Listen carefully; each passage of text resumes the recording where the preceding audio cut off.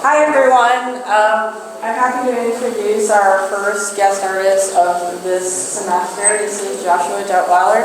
He's going to be speaking a little bit about his work that he's installed in this space with the Bosque gallery. So when he's done talking, if you have questions for him, please do ask. We encourage questions. And without further ado, I'm going to turn it over to you. Great. Yeah. Hi everyone, thanks so much for having me here. I'm excited to have a place to show some of the work and talk about it. Thanks to Heather and Josh, whatever everyone, for helping with install this week. It was really nice, and all the other students that helped out. It went super smooth, and that made my life a lot easier, so that was nice. Appreciate it. My name is Josh Duttweiller. I am an assistant professor actually at Texas State University in San Marcos. I live in Austin, and I've been residing in Texas since about 2020. And that's kind of where the timeline of this work kind of began, but I'll get to that in a little bit. The title for this show is called Utopia Still Sounds Like a Good Idea. It's actually the second iteration of an exhibition that I did with some similar work and similar themes. The first iteration was entitled Utopia Sounds Like a Good Idea. So the still is kind of focusing on this continuation of the work, and then also perhaps the idea that we should remain hopeful, and sometimes it maybe feel like there's some ups and downs.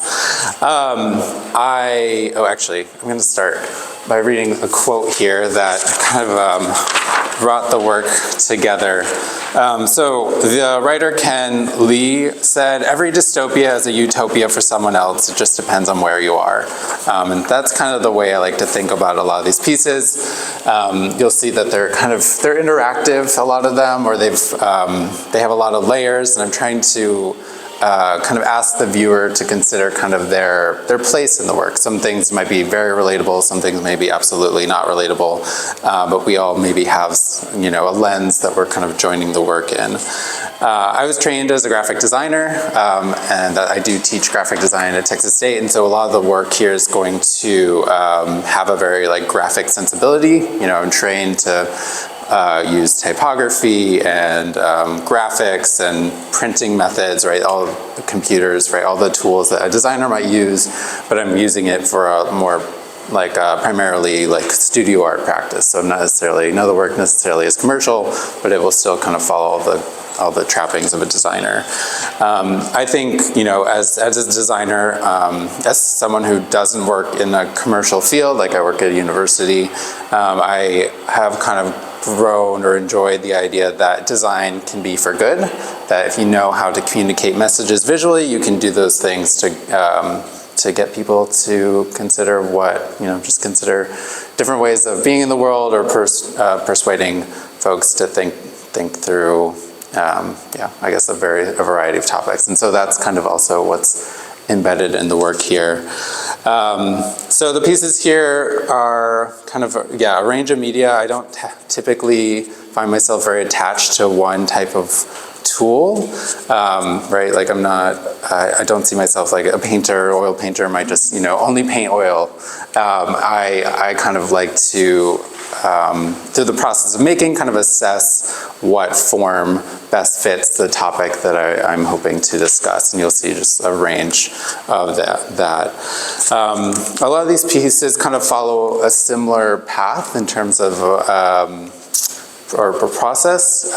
Typically it kind of comes with this first level of observation. This is really important in the sense that this work is based in Texas. I grew up in the Northeast. I was living in Boston before 2020, and so I moved to this place that was very different than me. And I think coming from a different context to this new one, I had the opportunity to just kind of look at things around me with a different eye, right? Like it wasn't what I was used to. And so I was able to notice some new things around me, perhaps, that others had just gone accustomed to. I find that my research, or this initial steps in observation, often comes in the form of photography. I really just like walking around, taking photos, exploring new places. I lived in Corpus Christi, during the pandemic for part of it. Like there was not a lot going on really anywhere, but especially in a small town, and so I did a lot of walking, kind of seeing what it was like in the city. After that, kind of initial observation, I tend to draw like a list of questions. I think a lot about this piece for that, which is called North Side Bingo, Desalination Here. Like those are some of the initial images that I actually took of this previously black neighborhood that had kind of been absorbed by a lot of the infrastructure projects in the city over time. And so, you arrive to a place that has like very clearly has a past, but I as someone who's new didn't really know much about the past. And so I had to start digging in archives basically, and went through the local newspaper archive to just kind of figure out like, what was this place? Who lived here? Why are they no longer here? What's going on? And so the headlines actually from those archives are embedded in the bingo cards that are also kind of built into this collage. And so we give like a very quick, like very simple kind of timeline of the things that happen there. There's a little bit more layering in that, but that's kind of the idea that like once I start to try to answer those questions to figure out, try to gather data or information that I can then represent to folks in a way that might help tell a little bit of a story.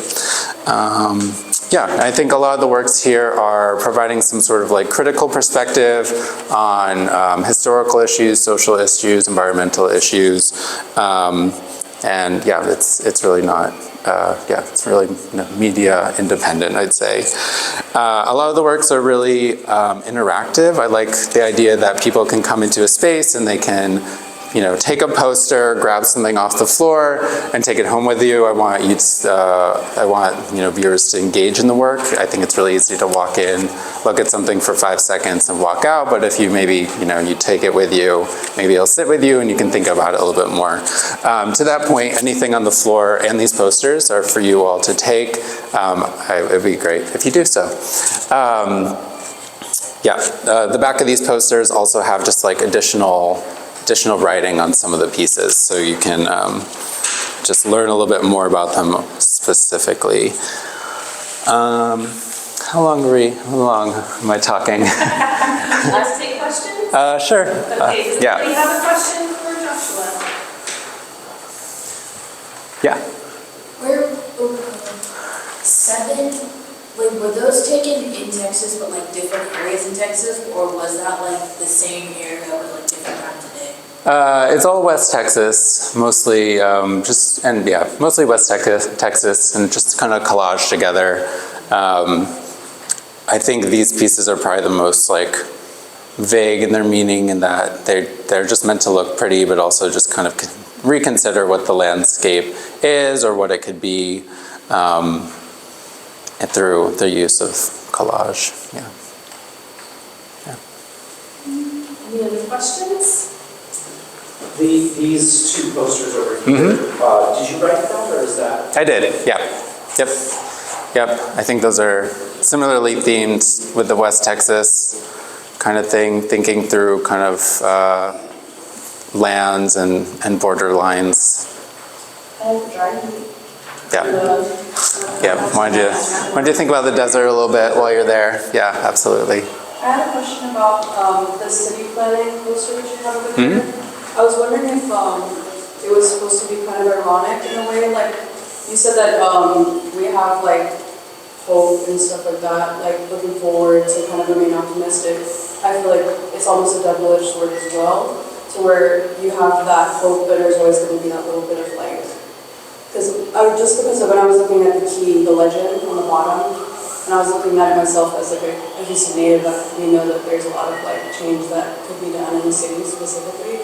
What was your thought process whenever you were putting together that with the Utopia?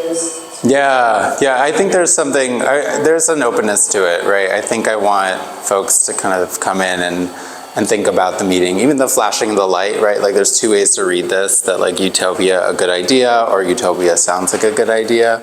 And so I wanted to invite like different perspectives, right? And the map itself, this is actually the second time I've shown this piece, and it had a different map behind it. So every time I show it, I try to find like a different kind of drawing that kind of relates to whatever space the exhibition sits. Yeah, thanks. Great question.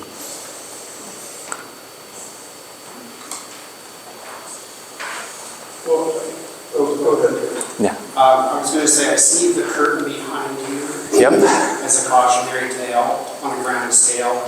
Yet I'm wondering if it is more about optimism for you, or is it pessimism? I think it can be both. Is it equally balanced? Yeah, perhaps. I think like some of the messaging, I mean, the way this project developed in collaboration with a nonprofit in Corpus Christi that is fighting some of the petrochemical expansion in the area. This was like a community built activity. There was an iteration of this project where folks could like draw on the posters, and actually we pasted murals in the city. And so I think some of the language here like speaks, some of it's like very serious, speaking about like there's signs, there were like parking signs, right? Like there's supposed to be rules, right, that people follow. Some of them are a little bit more like snippy or like sarcastic perhaps, and I think there's a lot of, just like a lot of voices that kind of go into that. Yeah, there's like, I don't know, some of them seem very negative, some of them are more like call to actions, which I think could be a hopeful activity. Yeah. Somebody mentioned the word irony, which I thought was interesting, because I thought that with the curtain, with the zip ties, right, you'd say, like, invested in plastic and you're using zip ties, Yeah. right?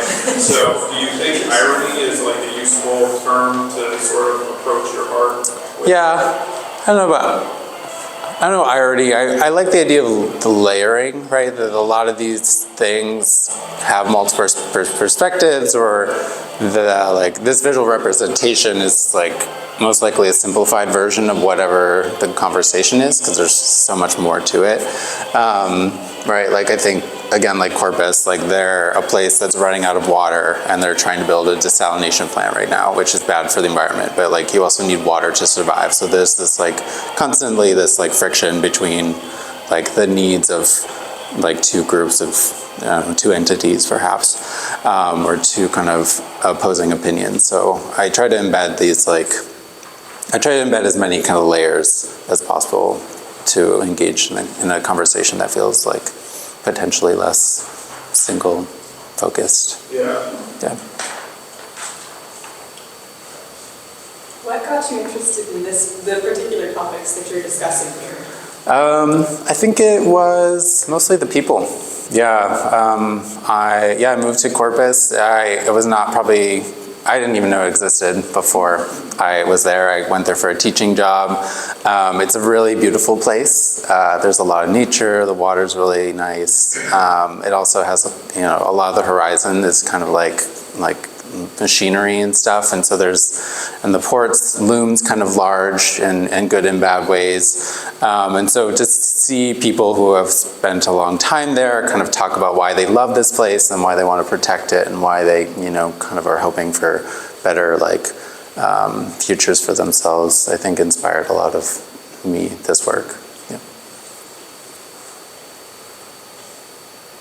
Anyone else? Thank you so much. Yeah, thanks for having me. Thanks for being here. Appreciate it.